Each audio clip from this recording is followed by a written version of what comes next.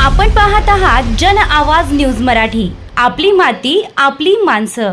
स्टंटबाजी जीवावर बेतली, ट्रॅक्टरचे चाक अंगावरून गेले। सांगली जिल्ह्यातील मळणगाव तालुका कवठे महांकाळ येथे ट्रॅक्टर चालवताना स्टंटबाजी एका चालकाच्या जीवावर बेतण्याची घटना घडली आहे। विजय अण्णाप्पा माळी हे सोमवारी शेतात नांगरणी करत असताना ट्रॅक्टरवर मोठ्या आवाजात हिंदी गाणी सुरू होती।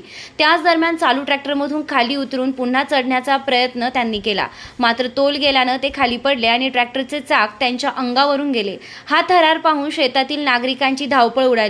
सुदैवानं विजय माळी यांचा जीव बचावला, मात्र त्यांच्या 3 ते 4 बरगड्या मोडल्या आहेत। त्यांच्यावर प्रथम कवठे महांकाळ येथील खासगी रुग्णालयात उपचार करण्यात आले, त्यानंतर पुढील उपचारासाठी भारतीय रुग्णालयात हलविण्यात आले।